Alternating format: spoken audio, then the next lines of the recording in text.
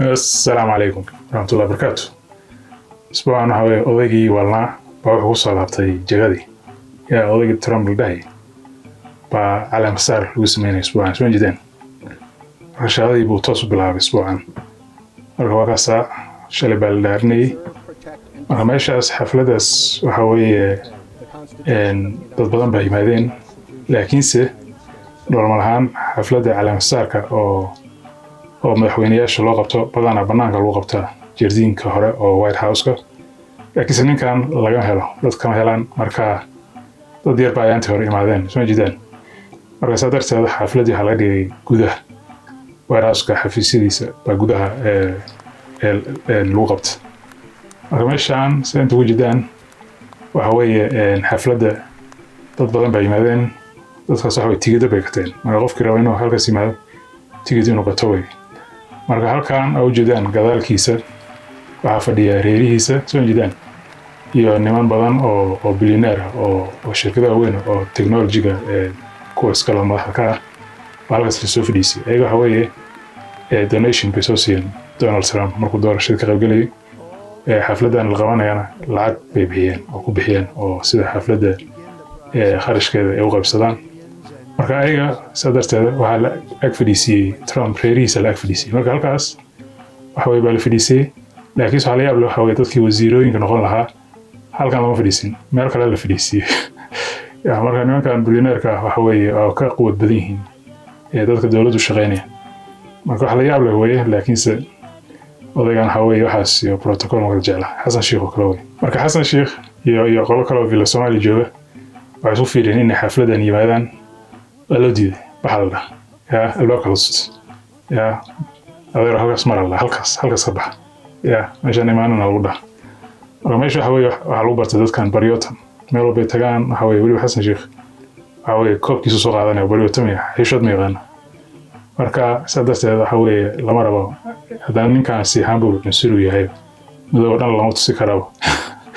ya Afrikaan yahaas shirhol wax sigaayanta hore u yeer Afrikaanka marka waxa qofkii ninkan wax ka doona waxa adduun lama socdo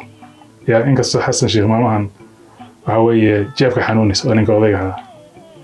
$260 milyan baa lagu qabta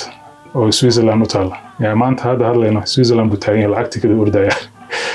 marka odayga waxa lacagihii uu aruurin jiray boosaska la haraashi jiray waxa waa la qabta marka waa kaas isbuuc fiican Xasan Sheikh maaha marka wax kale oo la yaab leh waxa isbuucii hore baa Donald Trump wuxuu soo saaray suuq wuxuu keensaday cryptocurrency waxa la dhaho buu keensaday waa kana marka bahashii isbuuc marka hore markuu soo keenay cirka gash cirka gash soo jeedaan marka axadii marka hayd bahashii waxa cirka isku shubto $74 ba xabadii la gaday shalayna soo jeedaan shalayna $43 baa la gaday marka ninkan waxa lacag badan ugu dhufta marka bahashii oo cryptocurrency-ka waxa la dhahayo boqolkiiba 80 asaas kale 20-ka oo kale budadkii u dhiibay wuxuu dhahay qofkii raba gad 20-kan wuxuu u soo darsado marka wixii waxa cirka gashay oo dilaaday ninka odayga marka waa kaas bahashii $43 bay marisay laakiinse inta wajidaan bahashii waxa waa khasaarsan jidaan dhulka u socdo marka laga soo bilaabo xaddi waxa iyo wax yar oo isniintii iyo wixii ka dambeeyay hoos buu socdaa marka maanta waxa gaday $38 baa gaday marka ninka Xasan Sheikh waxa dhaaf arwalaha ku dhaaf waxa cryptocurrency waxa lacag ba been iska qaadanaysa oo cidla ah marka lacagta hadda Donald Trump soo saaranay $7 bilyan baa maanta lagu qiimeeyay inta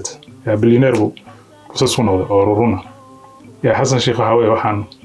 boosaska uu noo deyn lahaa malaynaya iyo xoolaha dawladda iyo xaasiyo inkastoo ay soo ka baxsan lahayn marka bahashan cryptocurrency la dhahayo ninkan odayga waxa waa ka dhex jiray